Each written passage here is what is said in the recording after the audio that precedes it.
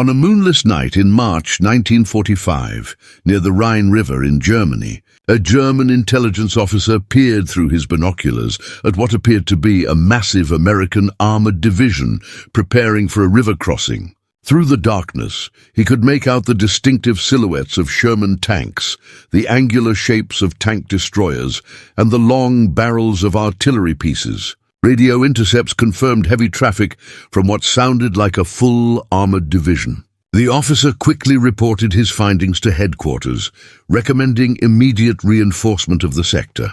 What he didn't know was that he was looking at one of the most elaborate deceptions in military history, created by just 23 men with inflatable tanks, tape recorders, and the artistic skills that had once designed Broadway sets and painted Hollywood backdrops.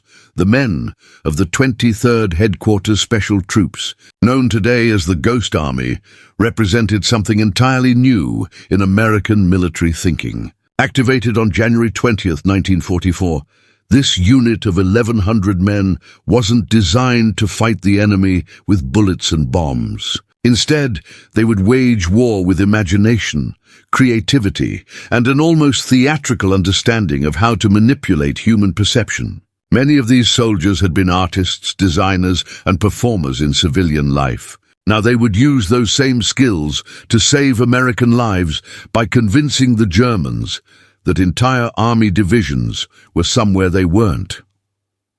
The concept was audacious in its simplicity. If you could make the enemy believe that a large American force was in one location, you could divert their attention and resources away from where the real attack was coming. But executing this deception required skills that traditional soldiers didn't possess. It required men who understood visual design, sound engineering, and the psychology of perception. It required soldiers who could think like stage magicians on a battlefield where the audience was trying to kill them. The Ghost Army's arsenal was unlike anything that had ever been deployed in warfare. They carried inflatable tanks that could be set up by 4 men in 20 minutes, complete with realistic tracks created by dragging logs behind jeeps. They had dummy artillery pieces that looked authentic from a distance, fake supply dumps that suggested major operations, and even inflatable aircraft for their simulated airfields. But the visual deception was only part of their repertoire, the Sonic Deception Unit, equipped with massive speakers and carefully recorded sound effects, could project the audio signature of an entire armored division. They had recordings of tanks starting up, tracks clanking, supply trucks rumbling, and even the distinctive sound of different types of equipment being loaded and unloaded. These sounds, played at the right volume and from the right locations, could convince enemy listening posts that thousands of vehicles were moving through, an area where only the Ghost Army's small detachment was actually present. Perhaps most sophisticated was their radio deception. The signal unit would establish fake radio networks that mimicked the communication patterns of real military units. They would generate the radio chatter of headquarters, coordinating with subordinate units, logistics discussions about supply requirements, and even personal communications between officers. German intelligence, listening to these transmissions, would hear what sounded like the authentic communications of a major American formation preparing for operations.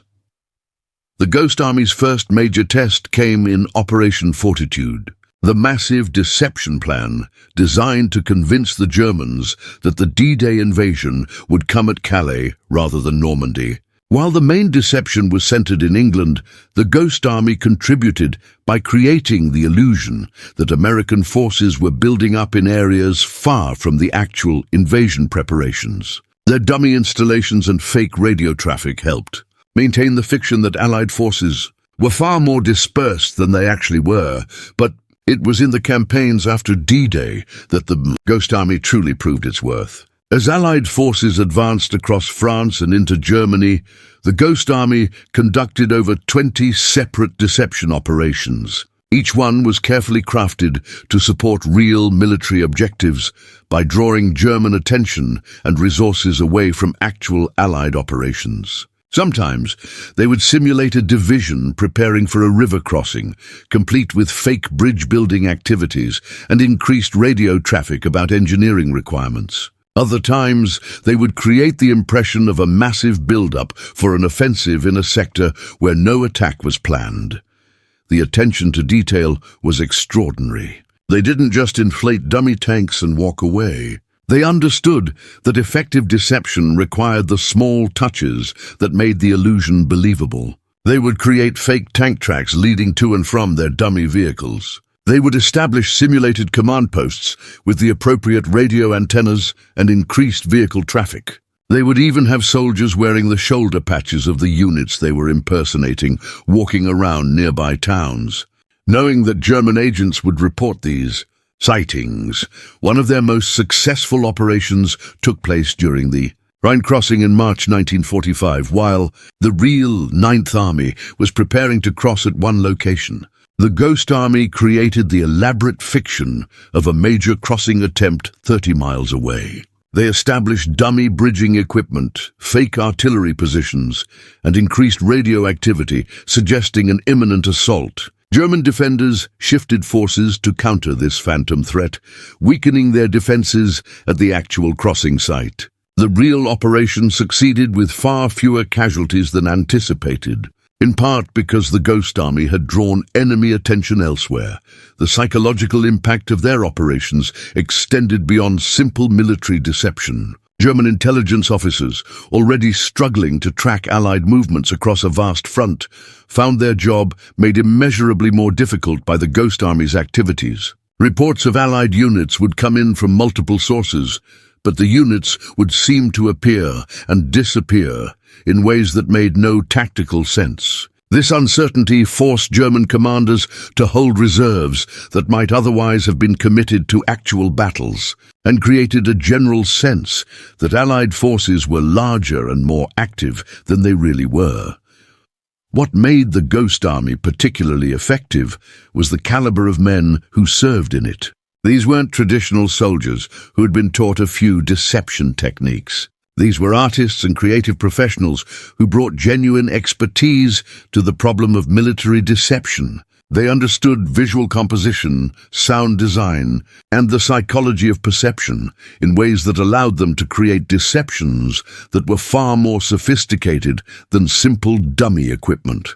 The unit included men like Bill Blass, who would later become a famous fashion designer, but during the war used his artistic skills to create convincing camouflage and dummy installations. Ellsworth Kelly, who would become one of America's most celebrated abstract painters, spent his war years designing deception materials that helped save American lives. These men brought a level of creative thinking to military problems that had never been seen before in the American Army. The Ghost Army's success rate was remarkable. Of their 21 major deception operations, military historians estimate that at least 15 were completely successful in achieving their objectives. They helped make possible several major Allied victories by drawing German forces away from key battle areas, and their activities almost certainly saved thousands of American lives by reducing enemy resistance at crucial points. After the war ended, the Ghost Army was quickly disbanded and their activities classified. For decades, their story remained largely unknown outside of classified military histories. It wasn't until the 1990s that their full story began to emerge, revealing one of the most unique and successful units in American military history. Today, their inflatable tanks and sonic equipment seem almost quaint compared to modern military technology, but their fundamental insight remains relevant. Sometimes the most effective weapon is the one that exists only in the enemy's imagination.